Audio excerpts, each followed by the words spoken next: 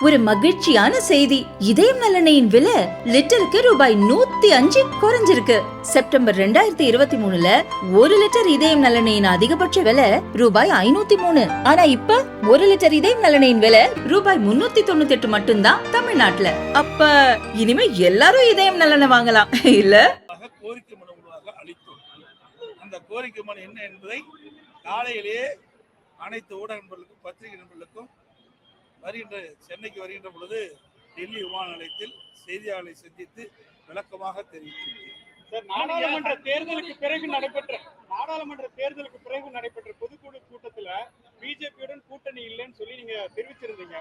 அந்த நிலைப்பாட்டுல உறுதியா இருக்கீங்களா சார்? அதாவதுங்க, கூட்டணி தான் நான் ஏற்கனவே சொல்லிட்டேன், பல முறை சொல்லிட்டேன். எந்த கட்சியாவது நிலையா இருந்திருக்குது உண்டா? இப்ப திமுக இருக்கிற கட்சியெல்லாம் நிலையா இருக்குதா? இருக்க போகுதா? சொல்ல முடியாதுங்க. இது அரசியல் சூழ்நிலைக்கு தக்கவாறு மாற்றங்கள் இருக்கும். அது இப்ப எப்படி சொல்ல முடியும்? ஒவ்வொரு முறையும் தேர்தல் வருகின்ற பொழுது 2019 தேர்தல் எந்த நேரத்தில் நாங்க கூட்டணி அறிவிச்சோம்? அதாவது பிப்ரவரி மாசம் தான் அறிவிச்சோம். 2021 சட்டமன்ற தேர்தல் அப்ப எப்ப அறிவிச்சோம்? 2000. இப்படி தேர்தல் வருகின்ற பொழுதுதான் கூட்டணி கட்சி குறித்து ஒத்த கருத்துடைய கட்சியோட பேசி முடிவு செய்யப்படும். இப்போ கூட்டணி இருக்குதா இல்லையான்னு கேட்டா நாங்க எப்படி பதில் சொல்ல முடியும்?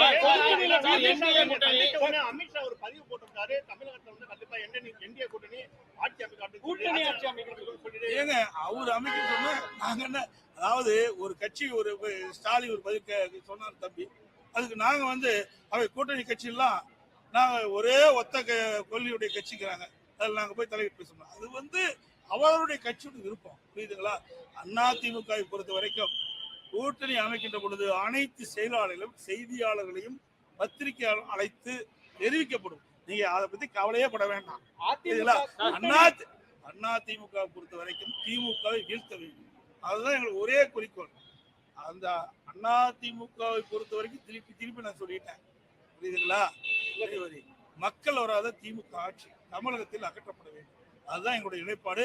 அதற்காக அனைத்து இந்திய அண்ணா திராவிட முன்னேற்ற கழகம் அனைத்து முயற்சியும் எடுக்கும் என்பதை தெரிவித்துள்ளேன்.